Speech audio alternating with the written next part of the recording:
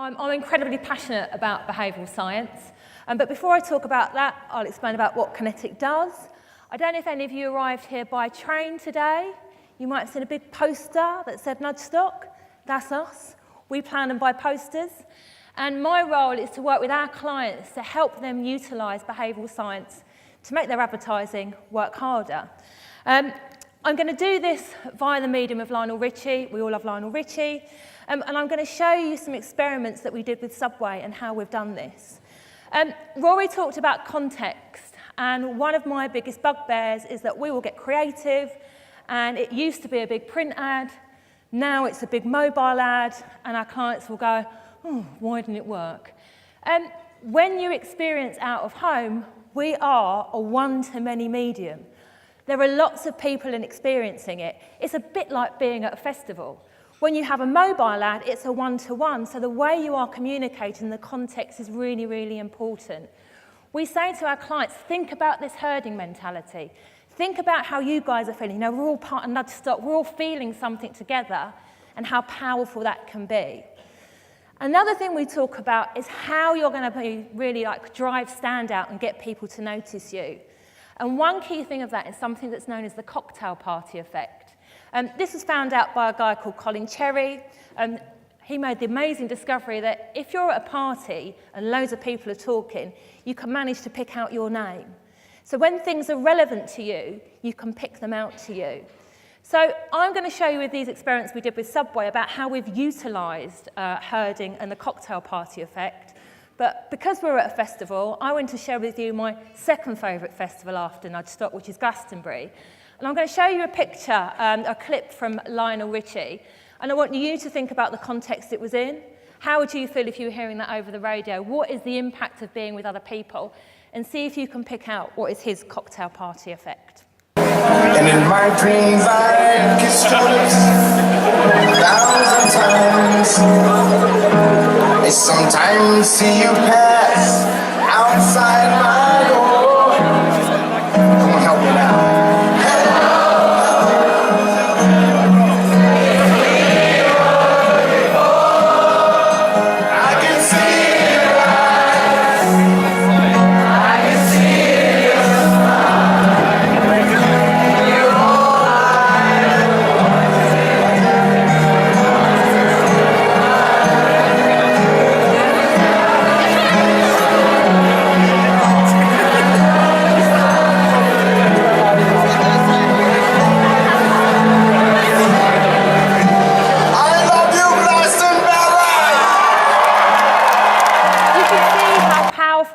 Everyone's moving their arms, you all feel a collective and you all feel really, really strong.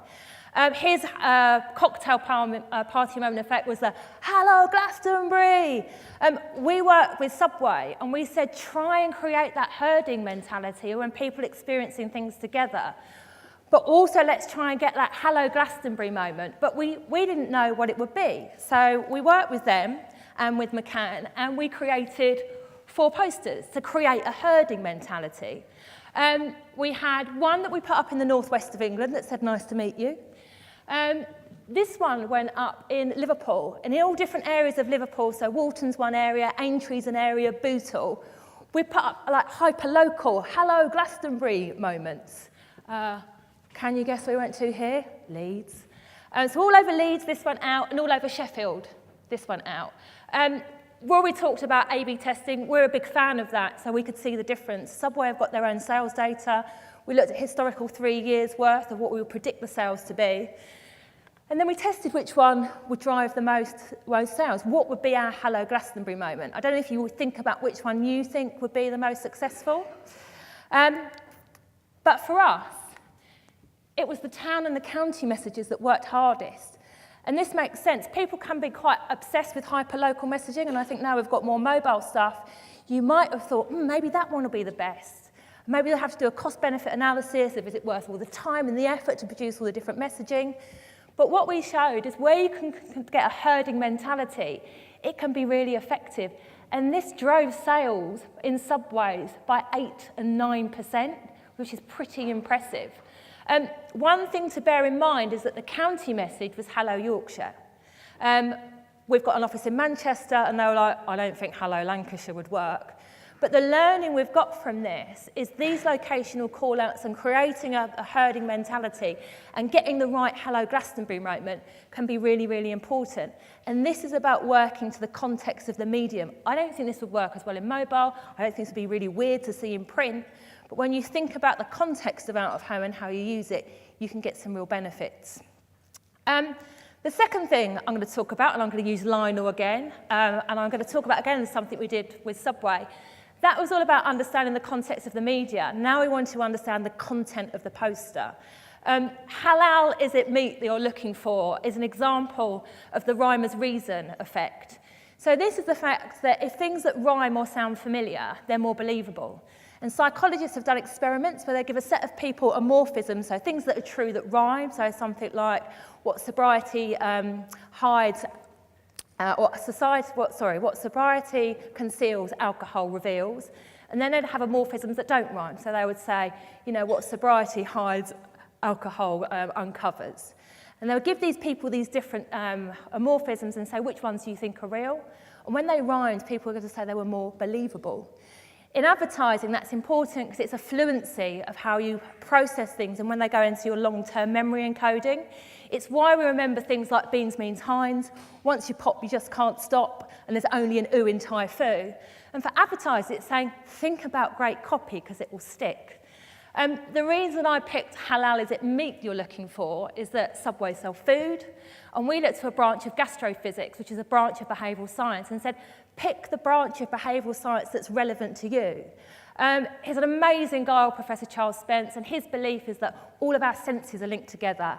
He can tell you that things taste sweeter if they're in white receptacles. They'll tell you that you'll sell more food if you have a fork on the right rather than the left. But what we know is he talks about protein in motion. We're hardwired to notice protein in motion. So when we looked at the Subway menu, we categorised it into things that we had good gastrophysics and poor gastrophysics. And we worked with our creative agency and we created 3 posters. One that was the norm, one that had loads of behavioural science running through it, so rhyme and reason and gastrophysics, or one that was like, well, let's just do an absolute stinker. And this is what we came up with. Don't know if you want to guess which was the good one. Meat the meat, that kind of scans, that sounds good. This has got lots of protein in motion and really focuses on that, so this is what we thought would be our winning one. This is what Subway would normally do, and we see this with a lot of clients. This is their top seller. Pick your top seller, that's it. No one got fired from putting their top seller in an advert. And they would say things like unwrap a classic, and then we pick this one. So not everyone can necessarily read Arrivederci. This is the spicy Italian. I don't know what that is, and I don't know how this links, what's going on. Great advertising is all about fluency, so you see it and you understand it, and it can work to that bit in the brain that goes, that's an easy choice to make. I understand why I should make that choice. So again, we looked at Subway sales data. In certain places, towns we put this up, in certain towns we put this up, and in certain towns we put this up. And then we looked at the impact this would have on average basket spend.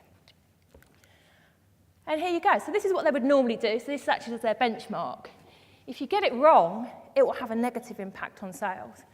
But when you get it right, it will increase sales. Now, for Subway, an 8% increase in average basket spend is pretty impressive. Now, it did take work for us to do this, but what it's helping us to do is to demonstrate to clients the benefit of putting the work in, but it also helps the client to understand the why.